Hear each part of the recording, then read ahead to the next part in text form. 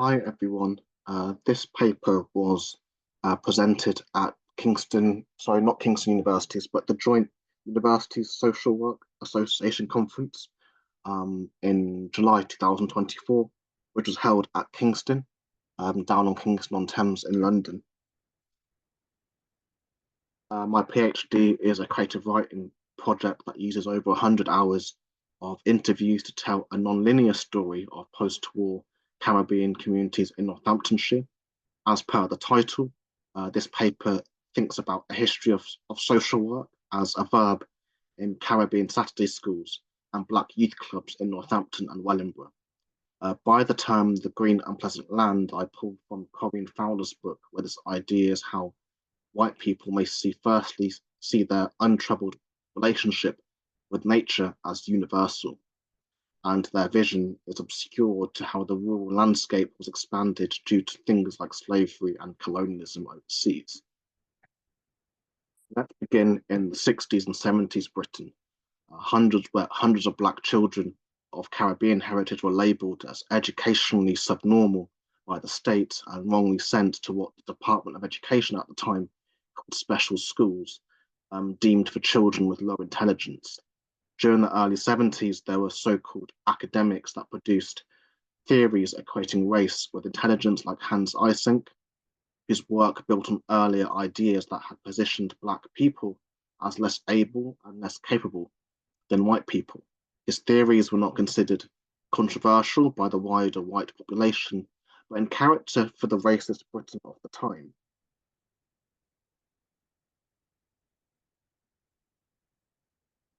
This idea of subnormality, we have seen it before in Nazi-occupied Europe, where disabled children were executed in their thousands for things like schizophrenia, physical amputations, and what could be described in today's language of neurodivergence as well. So you can think about neurotypes like autism, like ADHD, dyslexia, dyspraxia, and so on. Like what happened in Nazi-occupied Europe, the term educationally subnormal was used by the British state to regulate the bodies, behaviours, and families of citizens. Stigmatising yet official, the term special educational needs, SEN, to describe people who are mainly neurodivergent is incredibly dehumanising. And the acronym ESN, meaning educationally subnormal, is simply SEN inverted.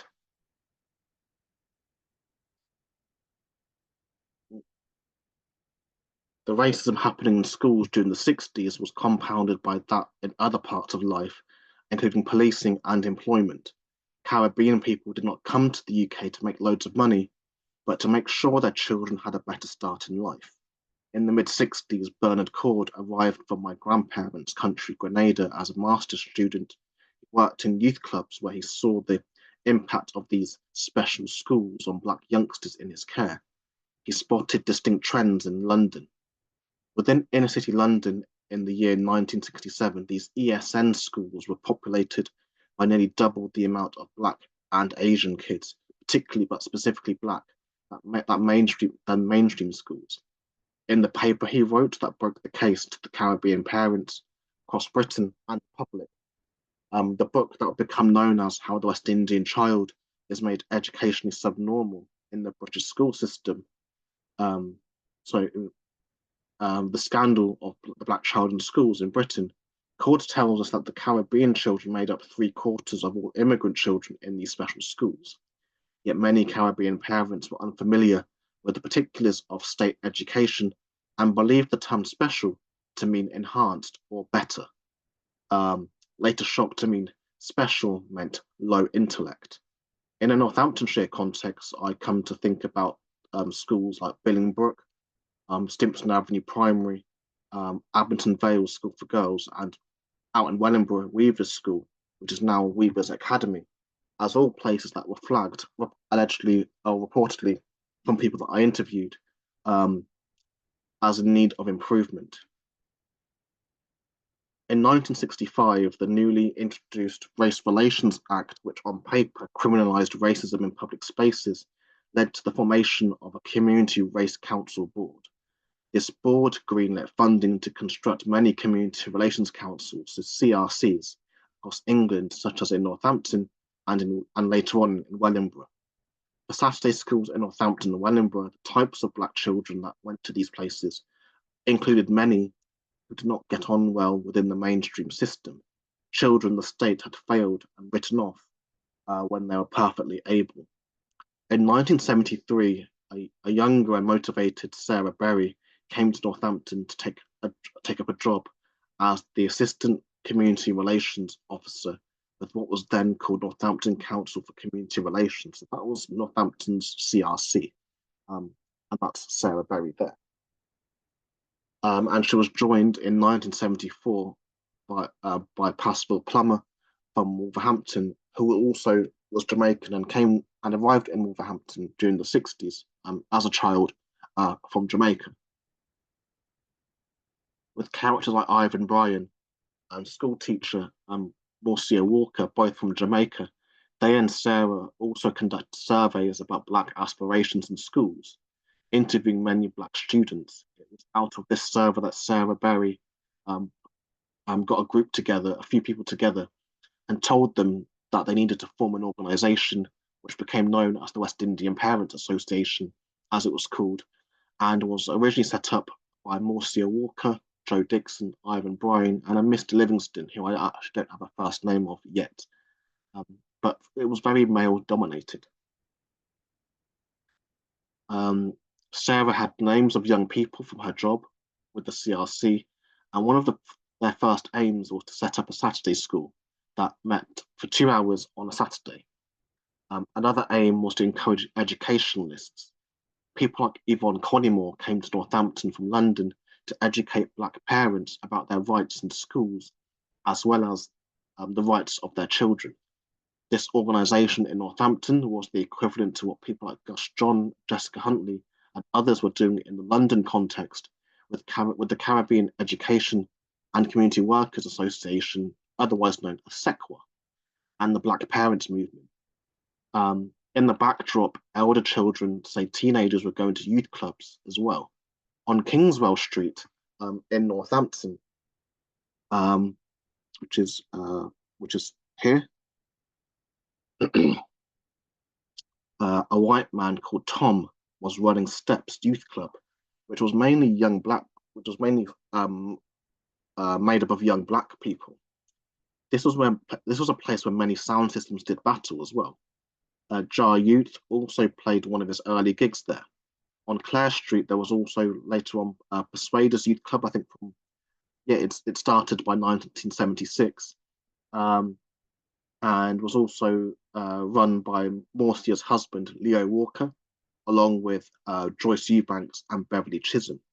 It was Caribbean run, and most that went there were all of Caribbean backgrounds. Persuaders later folded due to lack of community support. Steps also folded, and most of the young people that went to Steps then transitioned to the Mata Pancanta youth movement as well. Just for map and context, Steps is here, Leo and crew are up here at Persuaders, and then the head office for the Community Relations Council of Northampton is here, and then the first Saturday schools were here. So everything is in quite close proximity to each other. Mata Pancanta, known locally as MFM or Movement, defined a generation not only through roots reggae, but also through the sports teams and professional development. Primarily, MFM was an alternative to the local youth provision, catering to the specific cultural needs of Caribbean young people in Northampton, but it also had wider appeal. And if you want to know more about MFM and the things they did, you could follow the link in the video to the lecture I did about the Mata Pancanta Youth Movement Group as well. And I'll also leave the link in the description to this video too.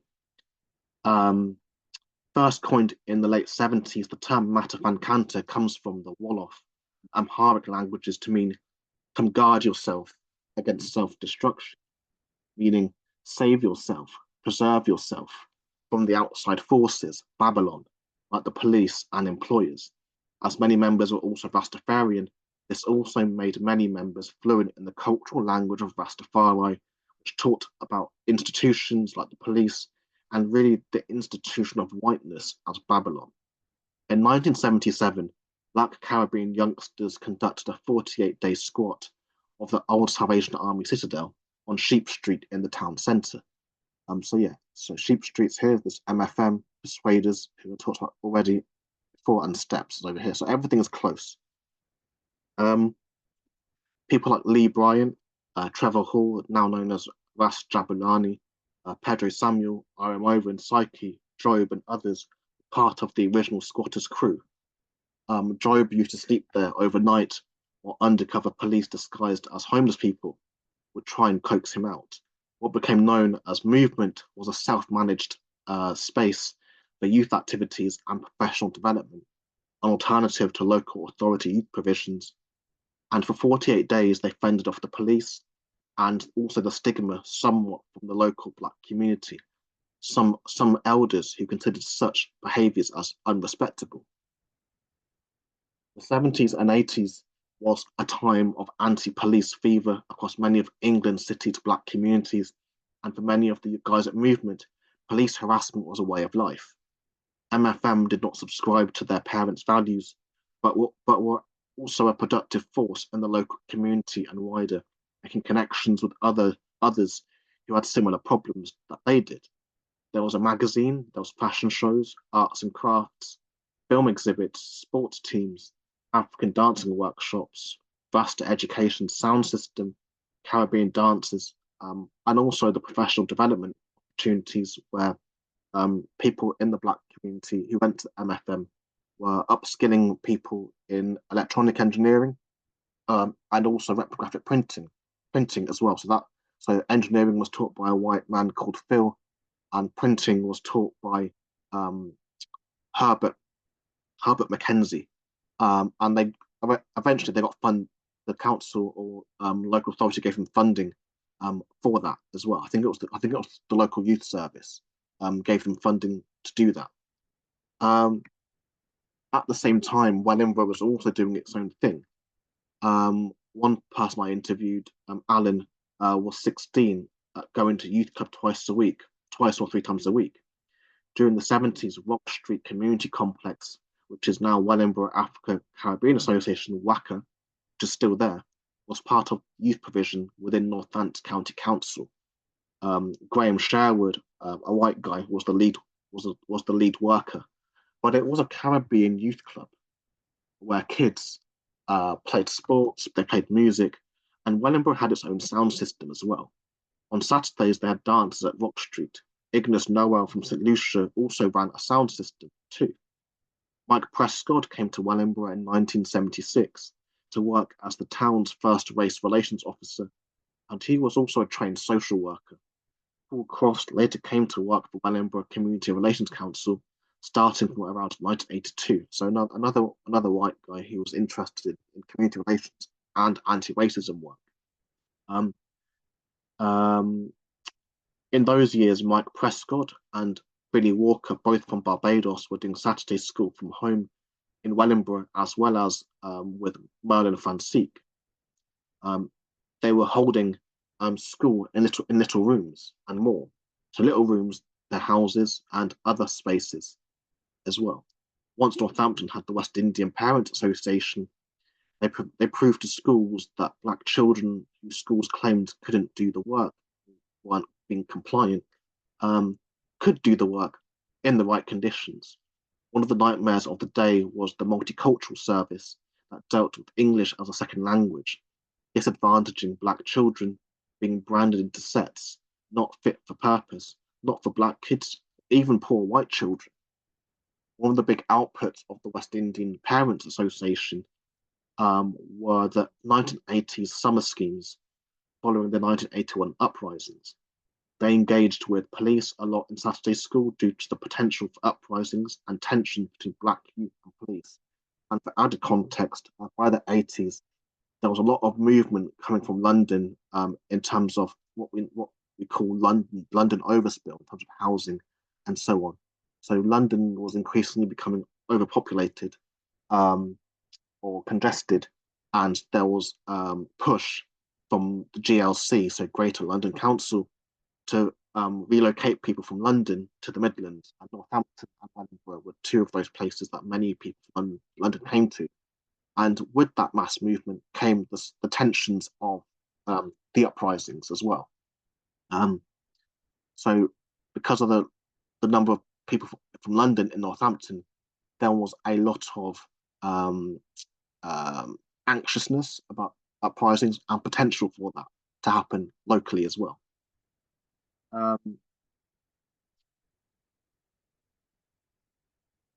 so yeah, they engaged with the police a lot in Saturday schools due to the potential for uprisings and tensions between black youth and the police. It wasn't exclusively focused on black kids, though, but all children. First, the summer schemes happened at Barry Road Primary School, with access to nearby playing fields at Northampton School for boys. Um, so yeah, so so Barry Road is here, and um, I think NSB Northampton School for Boys is somewhere around here. So it's everything's in close proximity to each other.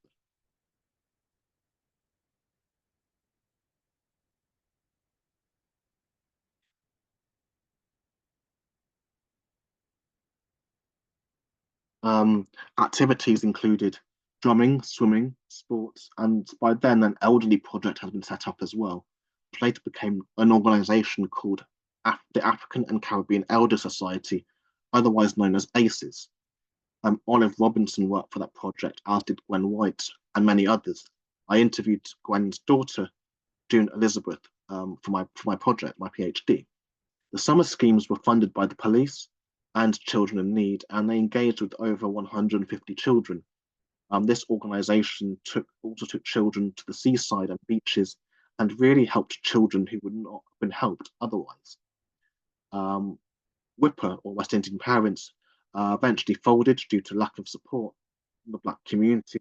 As much as things like racism dominate media headlines, when things about Windrush histories, when thinking about Windrush histories, it's sometimes not as simple as just racism. Community gatekeeping is another side of my research that eventually sunk Caribbean social clubs as well, or at least in part, that was the reason. So this is not a linear history, and lots of these things were happening at the same time. But everyone knew each other. Wellingborough and Northampton activists all knew each other. The communities were too small for people not to know each other or really to work in isolation. The work being done in Wellingborough was pivotal. Um, when I interviewed Paul Crofts,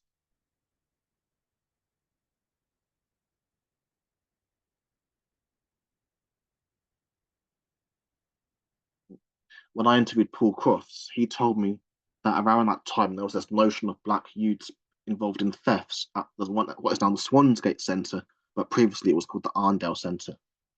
And they were deeply involved in targeting black youths. Another local white activist, Ian Sinclair, found a police memo lying around one day that had a list of names that the police were planning to arrest. So these young black kids, all of them under the age of 18. Complaints were lodged from organisations like Wellingborough Race Equality Council, which had prior been the Community Relations Council, further to the Wellingborough African Caribbean Association, so WACA, which is still on Rock Street. This was in the early 80s, in that time of sus laws. So this is a history of anti-black racism, really in an area that was still very, I guess, rural, provincial. Security staff at the Swansgate Centre were always calling the police on black youths for things like theft. They just did not like black people very much. If there were black kids in the centre, the management would ring around all the shops, stoking up fear in shop owners of black children, often calling the police as well. There was also reportedly a mini riot in the centre during the early 80s, not long after the centre had introduced CCTV cameras where the black kids were running from Boots to the centre. There was a solicitor at that time as well in Wellingborough called Jenny Lawrence, who specialised in helping black kids victimised by police and was excellent at supporting them in court. She was criticised by members of the Black community as well, because she kept getting Black kids acquitted, um, or not acquitted, just those trials dismissed because they'd done nothing wrong. Sorry, she was a thorn in the side of the local police, and there were elements of the Black community who thought these kids should be locked up. But these were kids being targeted by the police and in schools, as we have seen. Organisations like the West Indian Parent Association in Northampton and then Rock Street in Wellingborough were instrumental and saved that second generation of Black British young people. Mike Prescott was a trained social worker, but people like Paul Crofts, Marcia Walker, Sarah Berry, Billy Walker, and others were not trained, they were not social workers. They came from very different backgrounds. But what they had in common is that they were concerned citizens who saw a problem and were able to do something about it. So bringing this back to where I started, I'm thinking about social work as practice rather than a specific job role, even though it is both. Weaver's School during the 70s were effectively racially abusing Black children in those days, and it fell on members of the local community to protect Black children from institutions like schools where they were supposed to feel safe. West Indian parents um, were home from home for many of the Black children. Rock Street and Steps, likewise, where it was individuals who enlarged did not have the training, but had the spirit and the drive and the determination to do something good, to help to make change. Thank you very much. And like the other videos, if you find this of interest, leave a comment and share and so on. Thanks very much.